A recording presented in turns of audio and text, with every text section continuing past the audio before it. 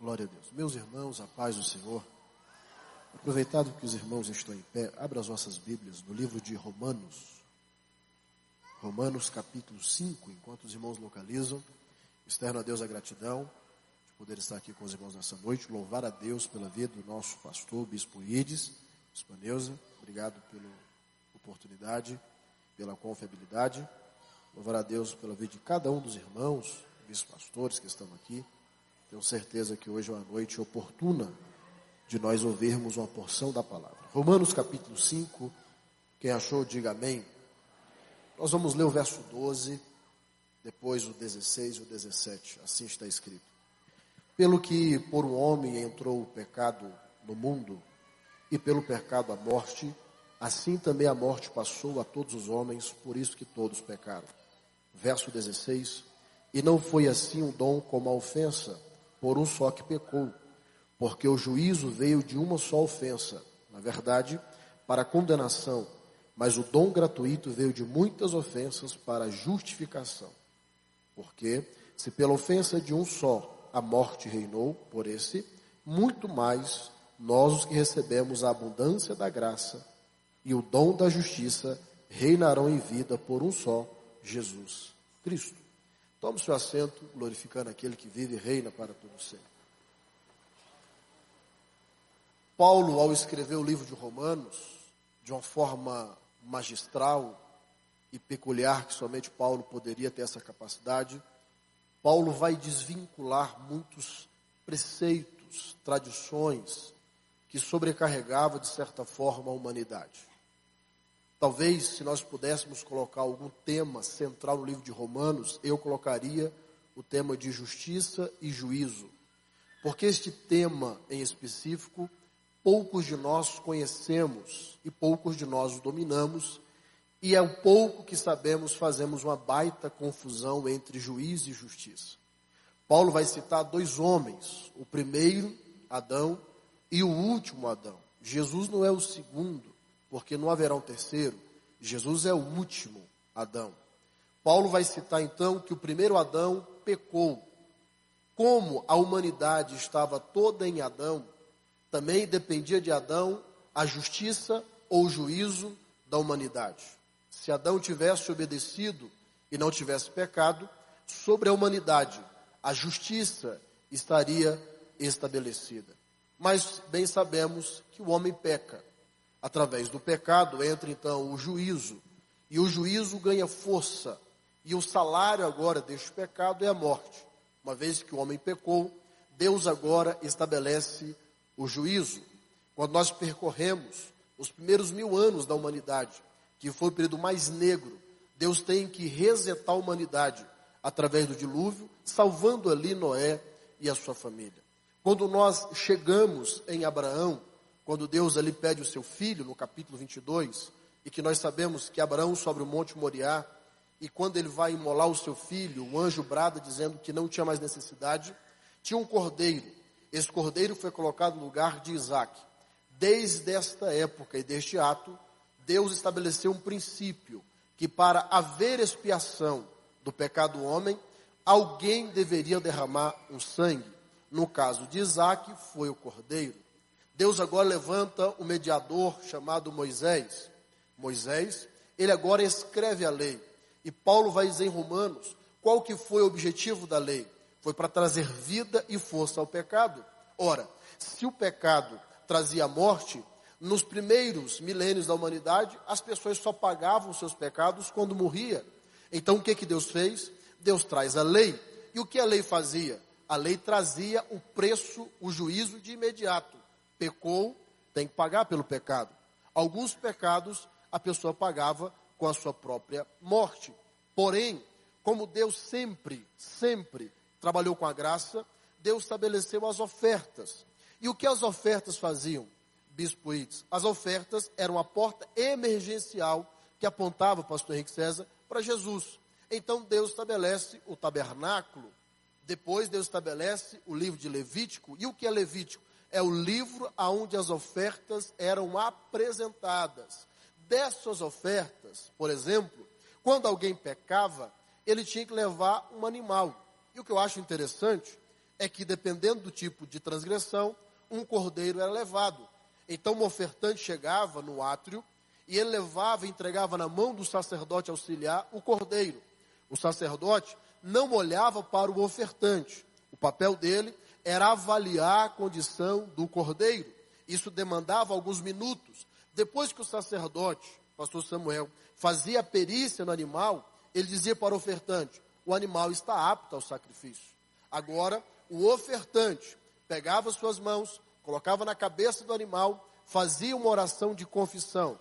O juízo que estava sobre a vida do ofertante passava agora para o animal.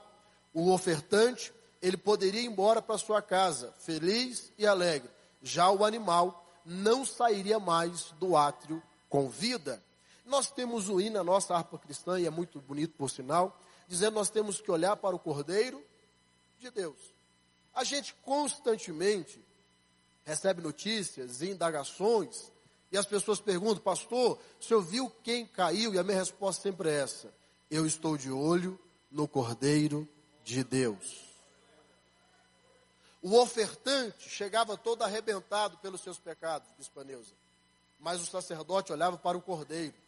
Hebreus 12 vai dizer que nós temos que olhar para Jesus, que é o autor e consumador da nossa fé.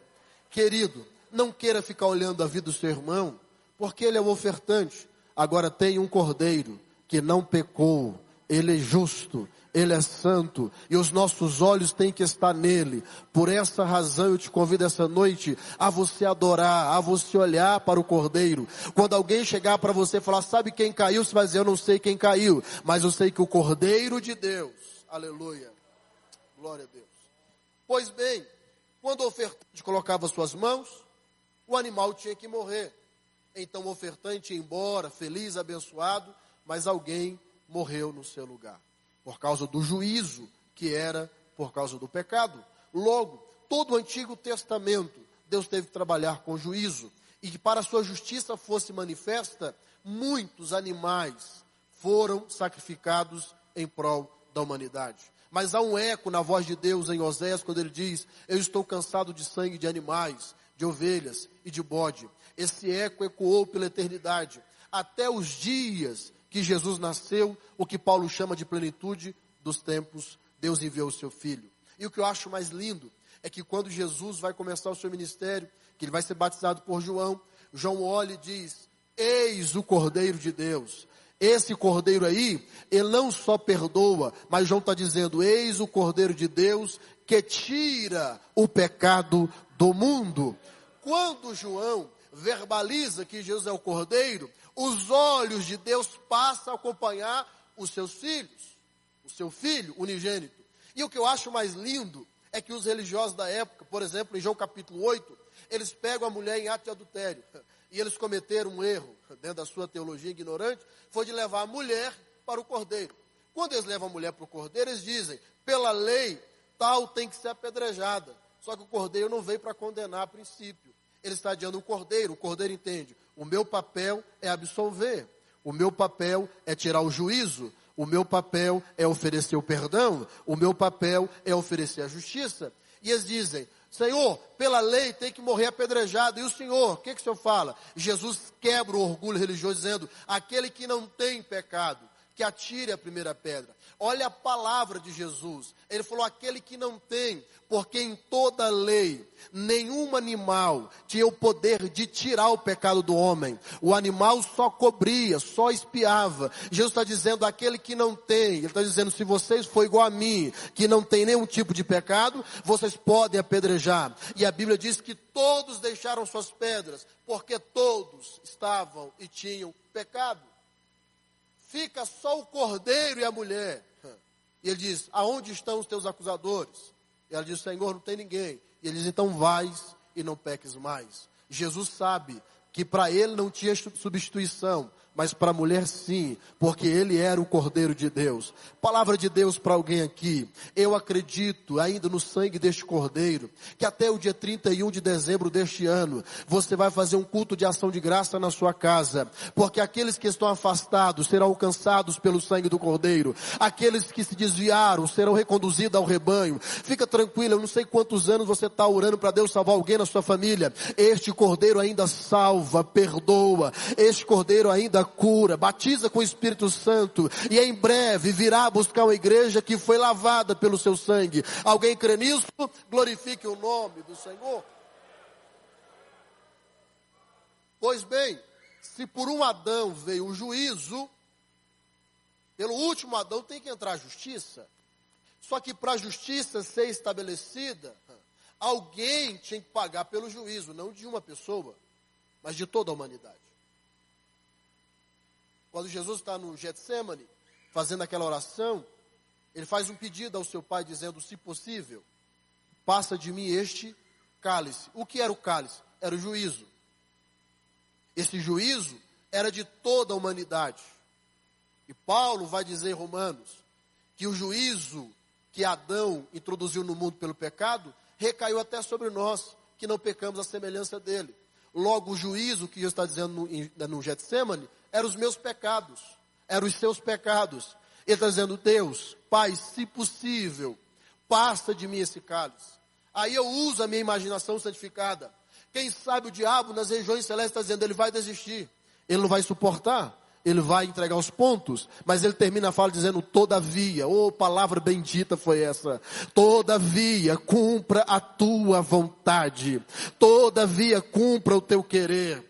Quando nós vemos Jesus na cruz do Calvário pregado, ele olha para cima, vê o seu pai de costas. Pela primeira vez na eternidade, o pai tem que se ausentar do filho. E por que ele tem que se ausentar? Porque sobre o filho está o juízo de toda a humanidade. Está o juízo de todas as pessoas. Ele está na cruz literalmente sozinho. E ele clama, ele pede o socorro, mas ele entende que era necessário o preço e o peso da cruz. Ele entrega a sua vida. E aí entra um grande detalhe. Se o salário do pecado é a morte, e segundo Pedro na sua epístola vai dizer que o pecado não conheceu Jesus, e de fato ele nunca pecou, como é que ele pode morrer? Nas palavras de Jesus, ninguém poderia tirar a vida dele. Ele dava e ele tomava. Depois que Pedro recebe o Espírito Santo, Atos, capítulo 2, Pedro prega uma das maiores mensagens de todo o Novo Testamento. Quando Pedro começa a pregar, a partir do verso 24, ele vai dizer, e o seu Deus os soltou da ânsias da morte, porque não poderia ser retido por ela. Espera aí, como assim, Pedro, que ele não poderia ser retido pela morte? É claro, todos os homens que morreram, quando eles morriam, a corrupção que habitavam dentro deles, era a causa deles ser retido pela morte. Logo, tirando Enoque e Elias, todos foram retidos pela morte. Então, se Jesus morre, entrega a sua vida, a morte tem que fazer autópsia. Porque a morte não é onisciente. Então, pastor Henrique César, Jesus é sepultado. E quando ele é sepultado, a morte tem que verificar. Porque ele está como homem. Ele se esvaziou de toda a sua divindade. Então a morte tem que fazer autópsia. Porque se ela achar um sinal de pecado, ela pode retê-lo. Ela pode segurá-lo. Então imagine comigo agora a morte fazendo autópsia no corpo de Jesus. E ela começa pelos pés. Deixa eu ver se esses pés pisou em lugares que não deveria. E quando a morte olha para os pés de Jesus, ela encontra o versículo dizendo, quão formosos são os pés daqueles que anunciam as boas novas. A morte está dizendo, no pé não tem nada. Mas vamos olhar esse coração, vamos ver essas mãos, ver se esse coração não está magoado, ver se esse coração não está ressentido. Ele foi traído por um dos seus discípulos, foi negado pelo outro, e a morte começa a prescrutar o coração. E no coração e na mão ela encontra o Salmo 24 que diz, quem subirá ao monte do Senhor? Aquele que é limpo de mão e é puro de coração. Não tinha nada nas suas mãos e nem no seu coração. Mas a morte é persistente, ela tem que reter ele, porque se ela não retê-lo, a humanidade vai ser alcançada. Então a morte vai nos lábios, dizendo, quem sabe esse lábio proferiu alguma palavra, algum lachon hará, alguma palavra maliciente, e ela chega nos lábios. Quando ela chega nos lábios de Jesus, tem um versículo dizendo, entrarei no teu santuário e louvarei o teu nome nos teus átrios. A morte está dizendo, os seus lábios também são puros. Mas vamos ver esses olhos, ver se ele não olhou para alguma mulher, se ele não olhou com algum olhar de lascívia. Quando ela olha dentro dos olhos, está escrito, e meditarei na sua lei, de dia e de noite.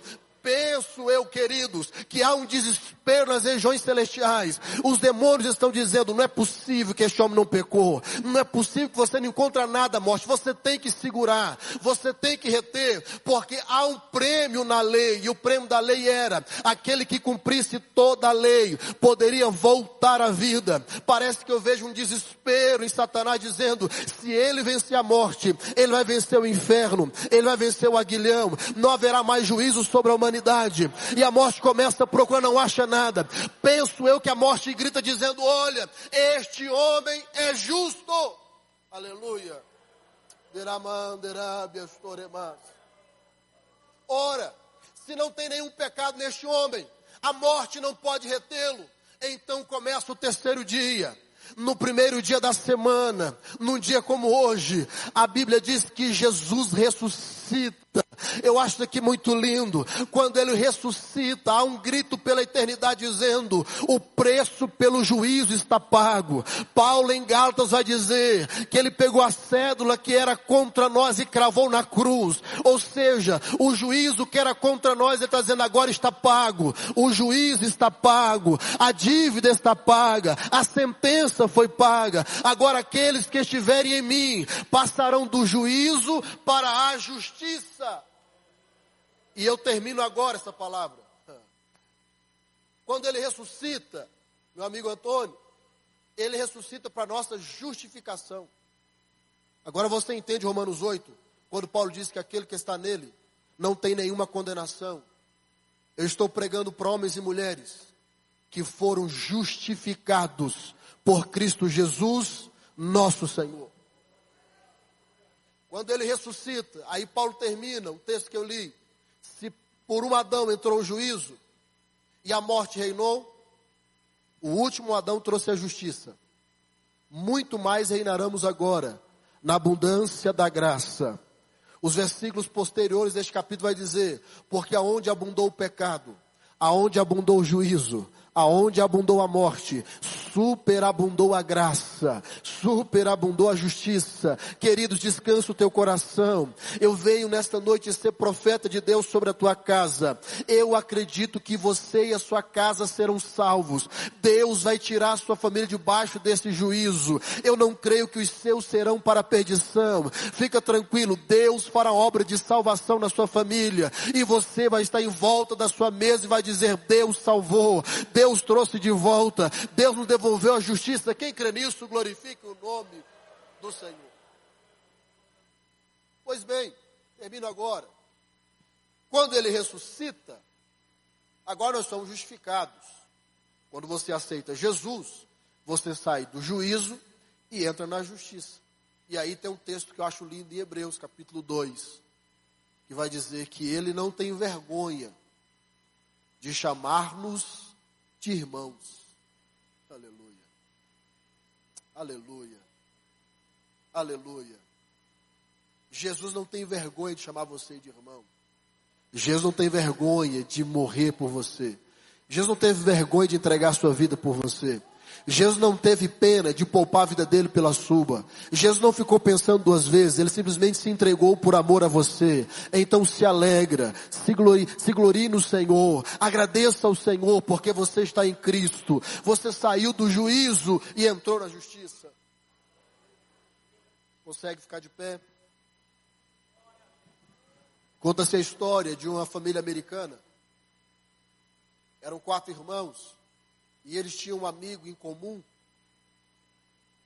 chamava John, e o John, ele tinha uma certa deficiência. E aonde o John ia, ele dizia que era irmão daqueles 4. E aí um dia, um deles se irritou dizendo, não fala que você é o nosso irmão. Nós somos amigos. mas não somos irmãos.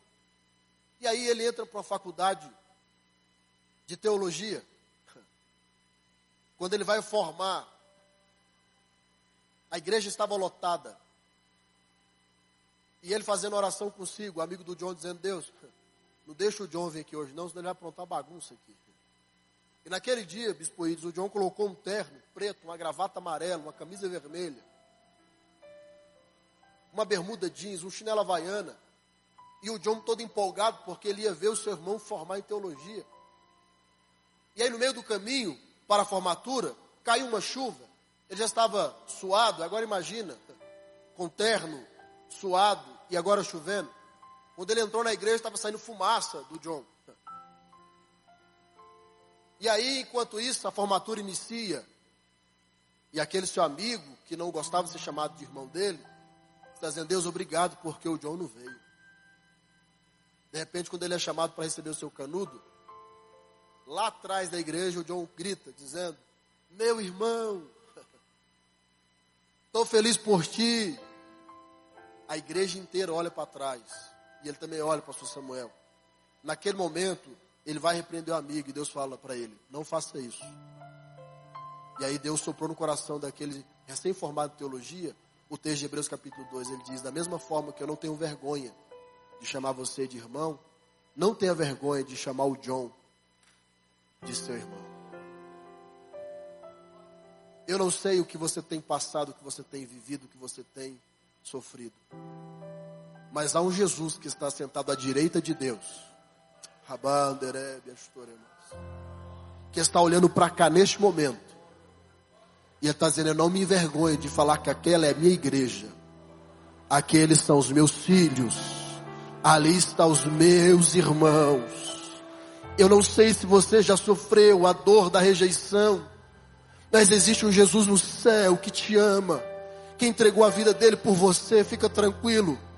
Na formatura do arrebatamento, eu creio que você vai estar lá, a sua família vai estar, e juntos subiremos, adorando e glorificando, porque é por Ele, não é por nós, é por causa dEle, não é por nossa causa, é o sangue dEle, não é o nosso sangue, é o sacrifício dEle, não é o nosso sacrifício, é a perfeição dEle, não é a nossa, que nos conduz, que nos garante que se nós estivermos nele, andando pela sua palavra, não tem nenhuma condenação. Fica tranquilo. João na sua epístola vai dizer que o sangue dele ainda perdoa os nossos pecados. Fica tranquilo, ele não desiste de você por nada. Eu quero orar com você em nome do Senhor Jesus, mas eu quero que você adore o Cordeiro. Seja grato pelo que ele fez, seja grato pela justiça, seja grato pela salvação, seja grata pelo teu nome, está escrito no livro da vida. Seja grata, seja grato por tudo que ele tem feito. O mérito é dele. Paulo vai dizer que é por causa dele. Não há mérito nosso na salvação, não sei a nossa rendição. Então se renda a ele, se renda ao Senhor nessa noite.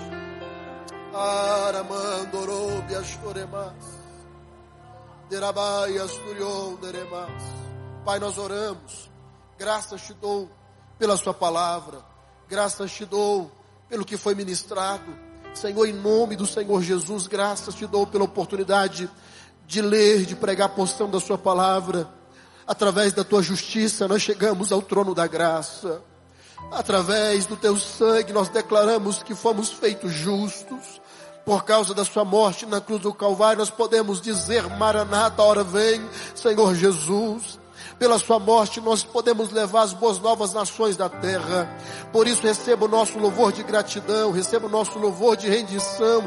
Nós nos rendemos perante o teu amor. Por isso que Paulo diz que o teu amor nos constrange. É constrangedor o teu amor, Senhor. Receba a nossa adoração em nome do Senhor Jesus.